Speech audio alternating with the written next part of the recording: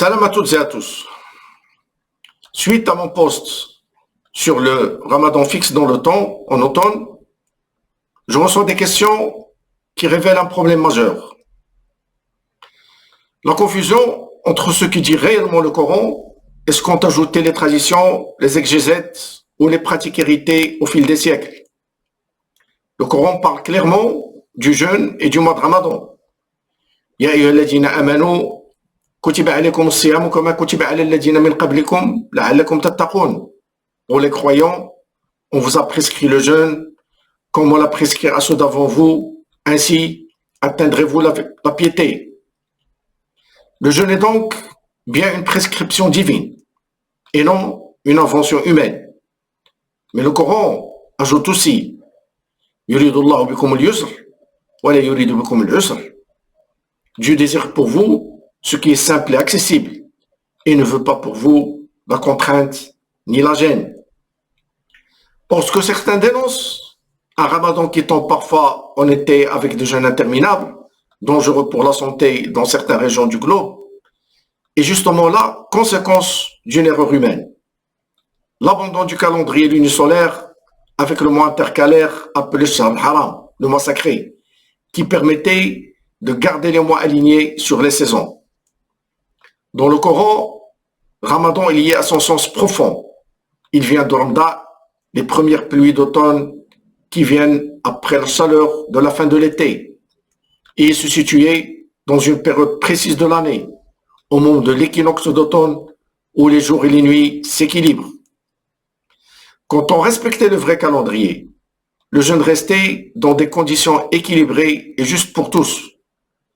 Mais en supprimant le mois intercalaire, Shahr al-Haram, les mois sacrés, Ramadan et les 3 mois du pèlerinage et les 4 mois sacrés ont commencé à tourner dans l'année et se sont retrouvés déplacés n'importe où dans les saisons.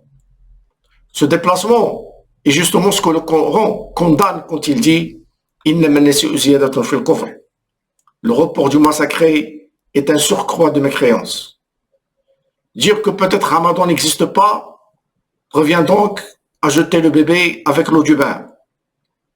Le vrai problème n'est pas l'existence de Ramadan. Il est clairement prescrit dans le Coran. Le problème est la façon dont nous l'avons déformé en suivant les hommes au lieu de suivre ce qui est écrit dans le livre de Dieu, le Coran. Enfin, certains disent que personne n'a la vérité. En réalité, la vérité ne nous appartient pas, elle appartient à Dieu seul. En définitive, la question n'est pas de savoir si personne ne détient la vérité, car Dieu lui-même est la vérité absolue. Et son message est vérité claire et accessible. Le Coran dit clairement que la vérité est accessible à ceux qui réfléchissent et méditent sincèrement. Ce sont des versets clairs dans les esprits de ceux à qui le savoir a été donné. Dieu n'a pas révélé son livre pour qu'il reste mystérieux ou inaccessible. Il a promis. Nous avons rendu le Coran facile pour le rappel. Y a-t-il quelqu'un pour réfléchir? Donc oui, la vérité est perceptible pour celui qui lit, médite et cherche sincèrement à comprendre le livre sans se laisser enfermer par les traditions humaines. La vérité n'est donc pas une énigme cachée, réservée à une élite, ni une construction relative. Elle est perceptible pour quiconque ouvre son esprit et médite sincèrement le Coran.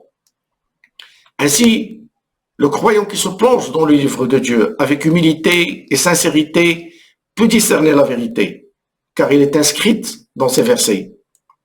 Le message révélé est la vérité venant de notre Seigneur Allah.